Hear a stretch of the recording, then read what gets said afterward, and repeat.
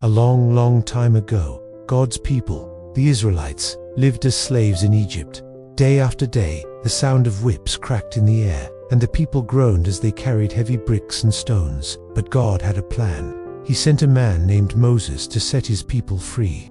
With God's power, Moses went to Pharaoh, the king of Egypt, and said, "Let my people go." Pharaoh's heart was hard. He shouted, "No." So God showed his power through mighty plagues, frogs hopping everywhere, buzzing locusts filling the skies, and darkness covering the land. Finally, after the last plague, Pharaoh gave up.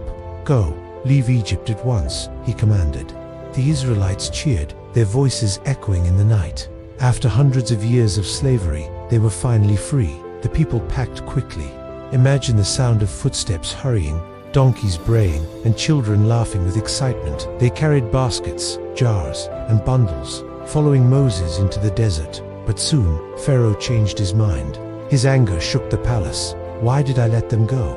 We need them as slaves," he shouted. He called his soldiers. Horses neighed loudly, chariots rattled, and an entire army began to chase after the Israelites. Meanwhile, the Israelites reached the edge of the Red Sea. The waves splashed gently and stretched as far as their eyes could see. But suddenly, in the distance, they heard something terrifying: the rumble of chariot wheels, the pounding of horses' hooves, and the shouts of soldiers drawing closer. The people panicked. "Why did you bring us here, Moses?" they cried. "We are trapped. The sea is in front of us, and Pharaoh's army is behind us." Their voices trembled with fear, but Moses raised his staff high. "Do not be afraid. Stand firm. The Lord will fight for you today." Then something amazing happened. A tall pillar of cloud moved behind the Israelites, standing between them and Pharaoh's army. On one side, the Egyptians were trapped in darkness.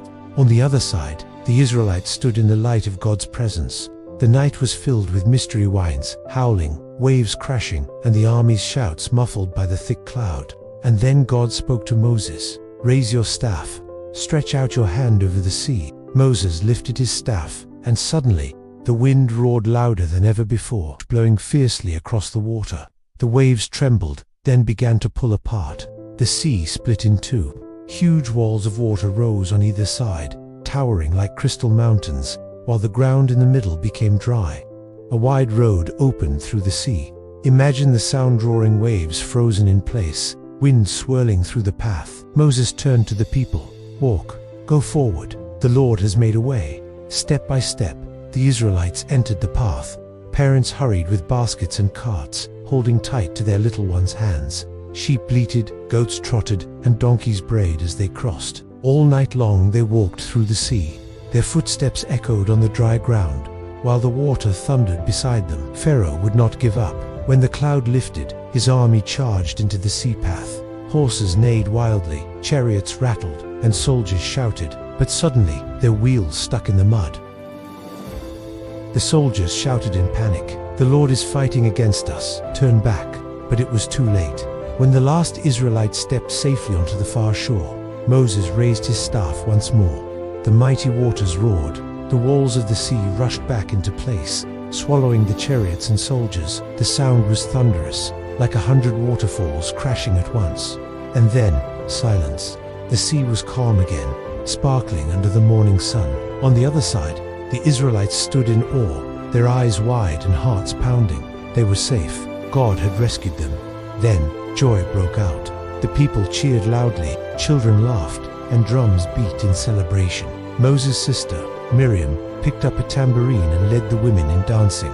They sang together, "Sing to the Lord. He has triumphed gloriously." The desert echoed with music, laughter, and thanksgiving. And that, dear children, is the story of Moses and the parting of the Red Sea, a story of God's power, His protection, and His promise to guide His people.